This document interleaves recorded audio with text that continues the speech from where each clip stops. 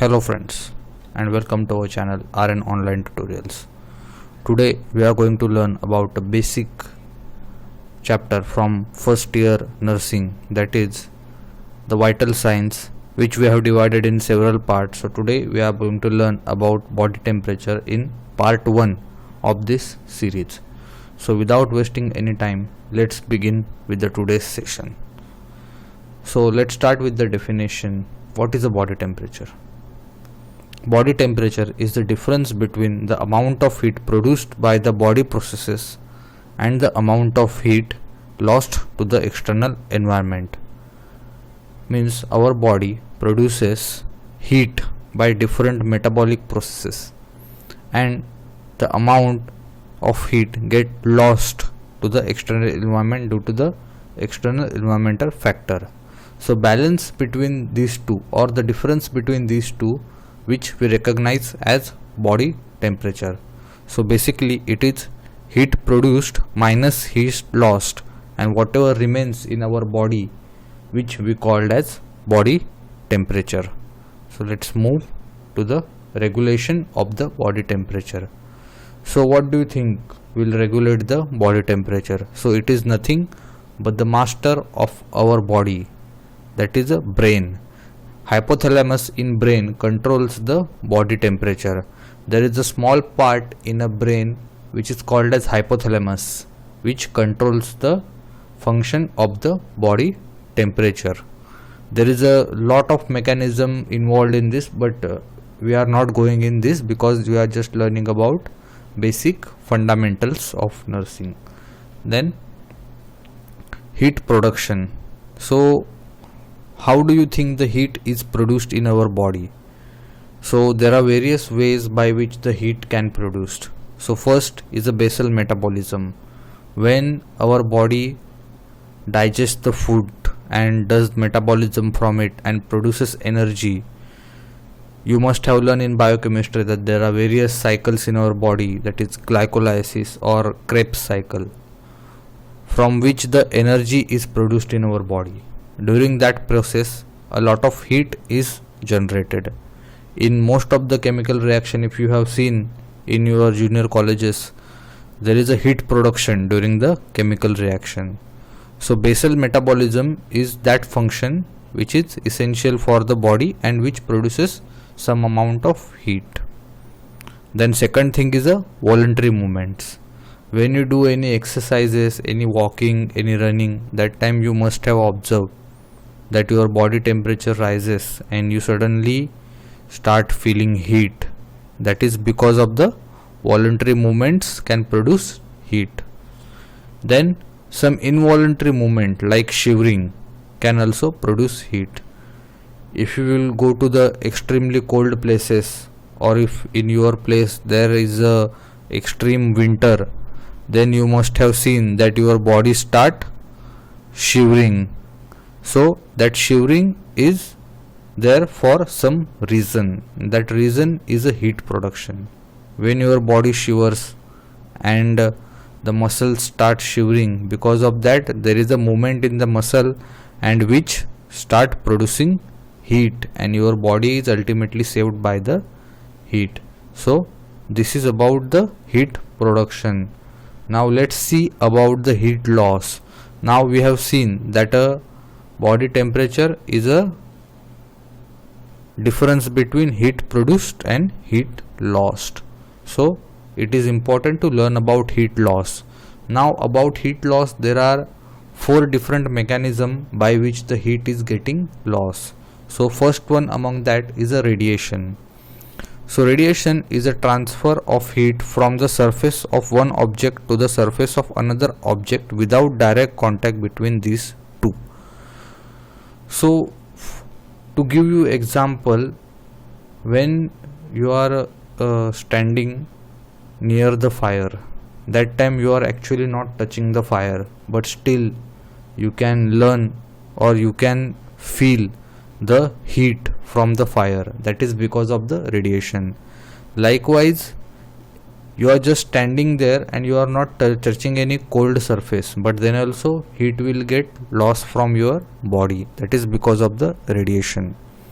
and as much as 80% of the surface area of the human body radiate heat to the environment. So radiation is one of the important factor of heat loss. Now the second one is conduction. Conduction is a transfer of heat from one object to the another with direct contact. For example, solid, liquid and gases conduct heat through contact. So when you are standing with the touch of any cold object, or when you are swimming in the cold water, that time heat get rapidly lost from your body. That is because of the direct contact with the cold surface. So that is conduction. That is the second way of heat loss. So what is the third? Third is a convection. Convection is a transfer of heat away by air movement. For example, a fan promotes heat loss through convection. So whenever there is a heat loss by the air, that is called as a convection. So when you are standing, you feel very hot during the summer season, and you start a fan, and that fan gives you a feeling of coolness. So that is because of the heat loss through the convection. Now the last is evaporation. So what is evaporation? Evaporation is a transfer of heat energy when a liquid is changed to a gas. Means, in short, if you will see the water, if you will keep it there, it will evaporate in the form of the vapors. So evaporation is a transfer of heat energy when a liquid is changed to a gas. A body continuously loses heat by evaporation. Approximately 600 to 900 ml a day evaporate from the skin and the lungs, resulting in water and heat loss. So if you will see, if you will take your specs or any glass and blow in front of that glass, you will see some moisture on that glass. That is because of the water vapors coming from your lungs in the form of the evaporation. Also the same thing happens with the perspiration or sweating. There is a evaporation from your skin which makes heat loss to happen, and because of that your body temperature is controlled.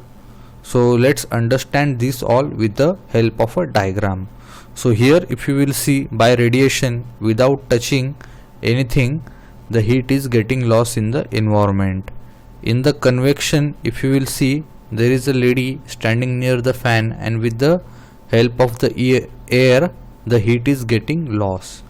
Here, if you will see, evaporation method, in which the person is standing near in the heavy sunlight, and because of which he is perspirating and his heat is getting lost and body is getting cold because of the evaporation of the sweat.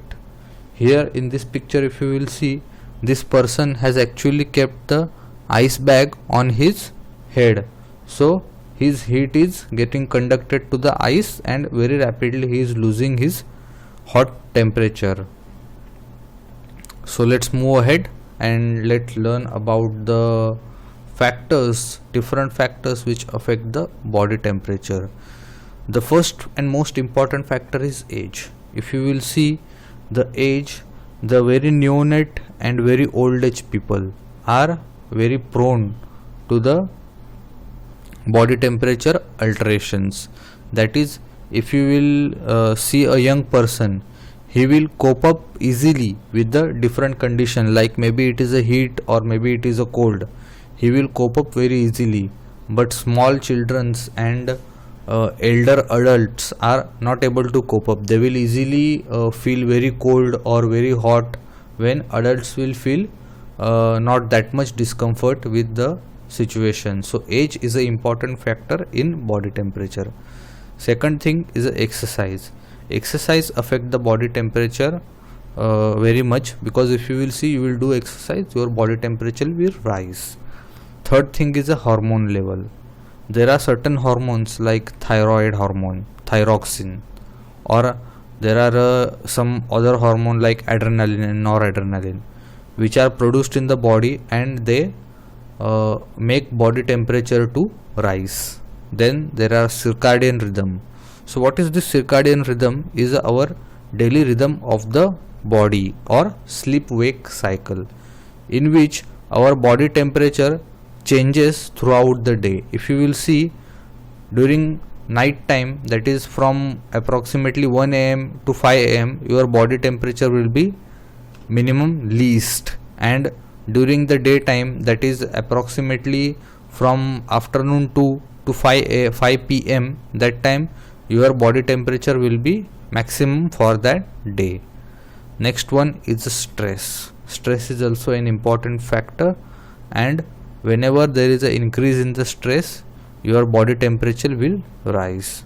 Then next is the environment.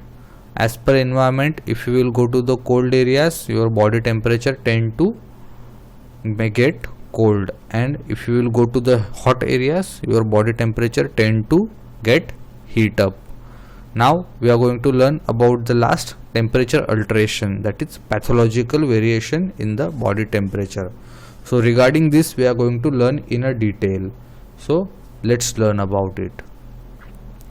So alteration in body temperature. So what are the alteration in body temperature? There are two primary alteration in body temperature, that is pyrexia and hypothermia. So here if you will see, with the help of the diagram we can understand few terms.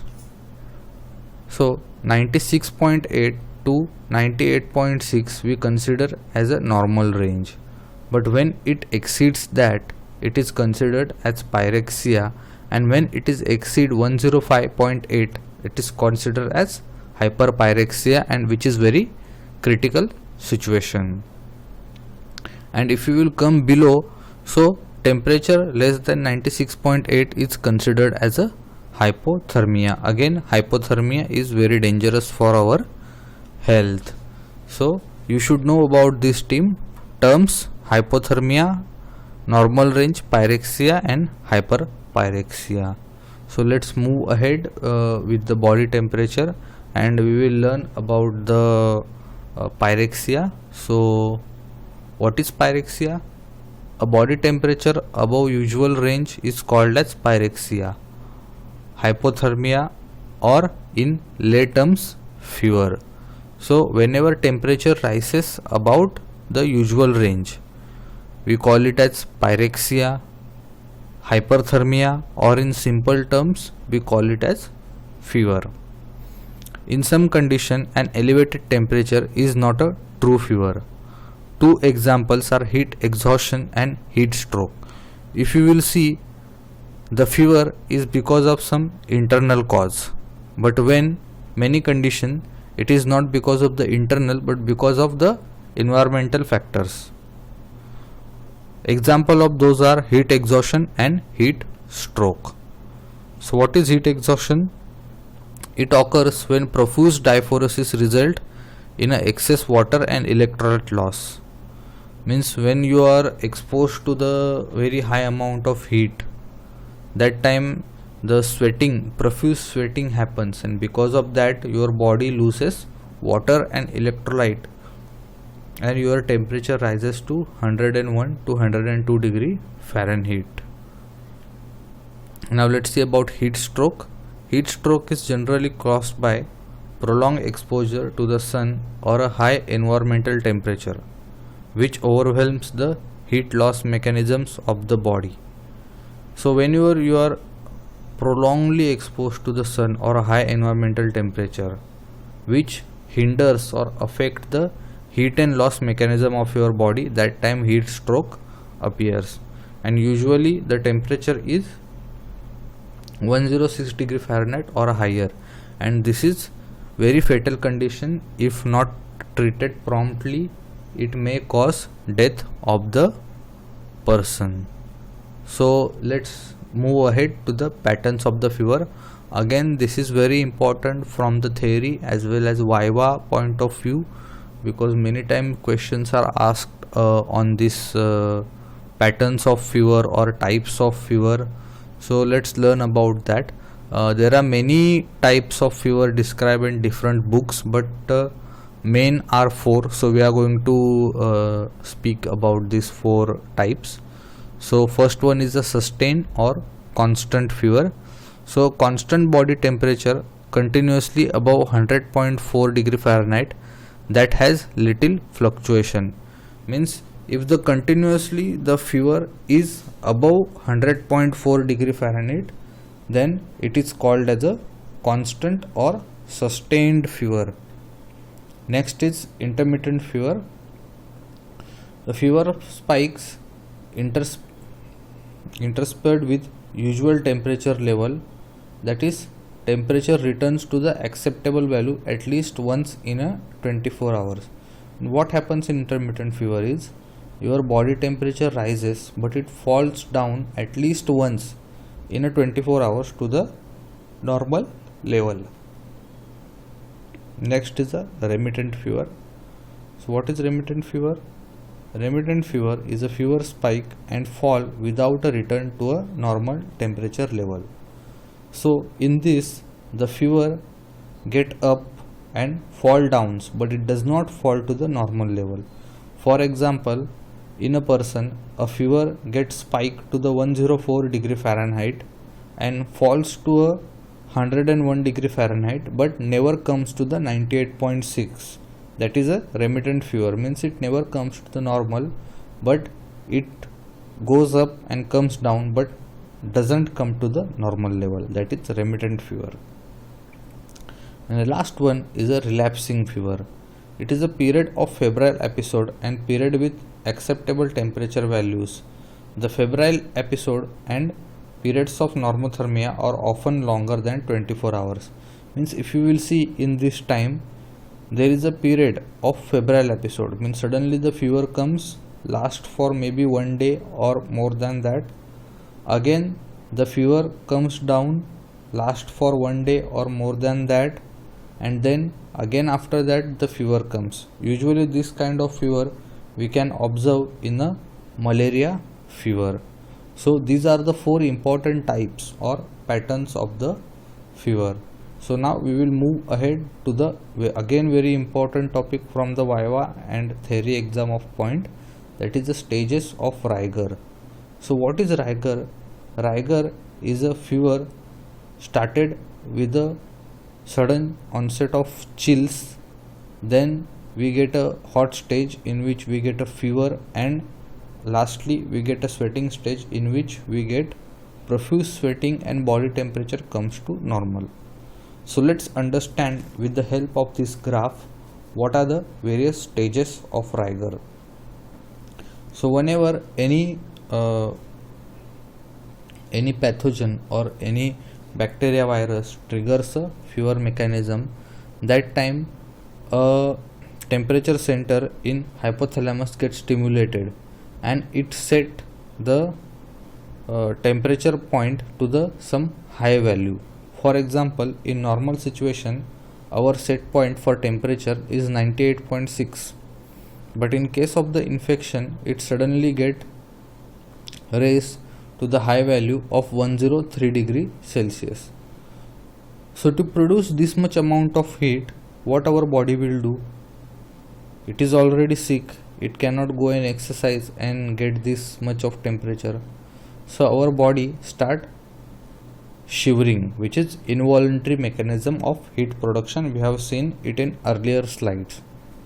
So when our body starts shivering, we suddenly feel cold, and because of that shivering the energy is produced in our body and energy is produced in the form of heat and our temperature start rising. So after reaching to the set point, we reach for the some time at the set point, and after that there is a starting of the sweating stage. During this sweating stage what happen is our body profusely starts sweating, the set point suddenly reduced to the low value, that is to the normal value. So because of the set point is going down, our body start sweating to decrease the temperature of our body. So during this sweating phase there is a vasodilatation and because of vasodilatation there is an increased blood flow to the peripheral organs, that is our hands, legs and skin. So because of that there is a sweating, and after sweating the body temperature comes to the normal. So let's revise this once again. So first what happens is the set point suddenly raised too high, shivering starts, chill starts and body temperature rises. Then it remains same for a certain period of the time, which is a hot stage, and first, which I mentioned, is a cold stage, and third is a sweating stage, in which the body temperature falls because of the set point is fallen, and because of the sweating through the evaporation heat is lost and the body temperature comes back to the normal. So it can be described as a cold, hot, sweat and normal. So these were the stages of the rigor. So next we will learn about the physical effect of fever. So what are the physical effects of fever? Loss of appetite, headache, hot dry skin, flushed face, thirst, muscle ache and fatigue. So this is fatigue, muscle ache, thirst is because of the loss of the water through the evaporation or to the perspiration. Muscle ache and fatigue is because of the increased body metabolism and increased body work to compensate with the energy demands of the fever.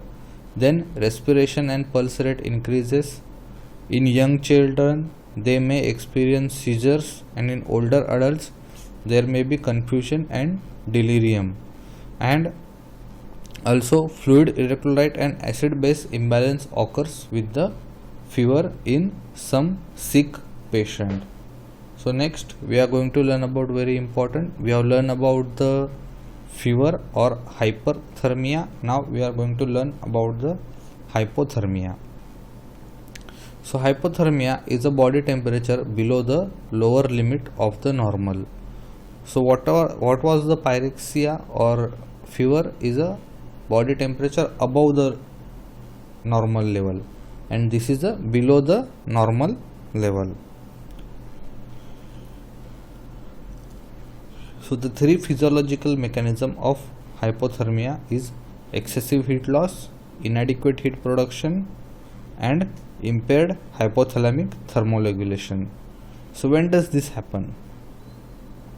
If you will expose yourself to the very cold environment, there will be excessive heat loss and there will be hypothermia, or your body is not able to produce enough heat to counter the heat loss. That time there will be hypothermia, or your hypothalamic center, which is responsible for heat production, is not working. That time there may be impaired thermoregulation. Usually it happens with the patient with some brain disorder, in which the hypothalamus get affected and there is a impairment in the heat production. So these are the three physiological mechanism of heat loss and cause of the hypothermia. So we will see about frostbite. So what is frostbite? Frostbite occurs when the body is exposed to the subnormal temperature. What happens here is a ice crystal from inside the cell and make a permanent circulatory and tissue damage. So what happens is, as we all know, there is a water in our all the tissues and cell. So because of frostbite, the water in the cells get frozen and there are ice crystals inside the cell. Because of this crystal, they rupture and make a permanent circulatory and tissue damage to that particular area, and that particular area gets infected after that and it loses its function, and there may be amputation or cutting of that particular area. So frostbite is very dangerous, and areas particularly susceptible for frostbite are the peripheral areas, that are earlobes, tip of the nose, fingers and toes. So this was about the frostbite. Now we will see about the assessment of a body temperature. So we are going to see this part in very short because this is very general part and you must have learned in your classes or your textbook also. So where you can check the body temperature, the oral temperature, which is below the tongue, you have to keep the thermometer. Then the axillary temperature you can keep in the axilla. Then the rectal, you have to insert the thermometer in the rectum. Then a tympanic membrane, this is a special kind of thermometer. Then skin or forehead temperature, this is again a special type of thermometer. So these are the different methods of assessing the body temperature. Now what is the normal temperature at various sites? So all the sites it is somewhat different. So for oral temperature it is 98.6 Fahrenheit. For rectal it is 99.5 because of high perfusion. For axillary it is 97.7.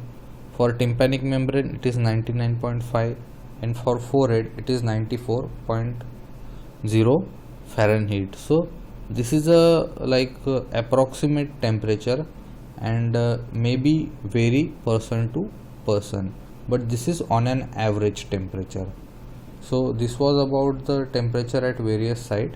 Now let's see about the thermometers. What kind of various thermometer we have, that is electronic thermometer and the mercury thermometer, from which electronic thermometer we see at the most of the places nowadays, because mercury thermometer has its own hazards, so it is not used in most of the places. And very important is to convert the Celsius to Fahrenheit. Some of the electronic thermometer they measure the temperature in the Celsius, so we should know the formula to convert in the Fahrenheit. And many times this question is asked in a Viva and some MCQ questions also. So Fahrenheit is equal to 9/5 into temperature in Celsius plus 32. You will get answer in your Fahrenheit. So suppose the temperature is 37 degree Fahrenheit, 37 degrees Celsius, then by this formula the answer will be 98.6 degree Fahrenheit. So this is all about the temperature in a vital signs. If you like our video, please like. If you don't like, please dislike, and also share your experience in our comment section, and subscribe and share our channel and hit the bell icon so that you can get the regular update of our upcoming videos. Thank you.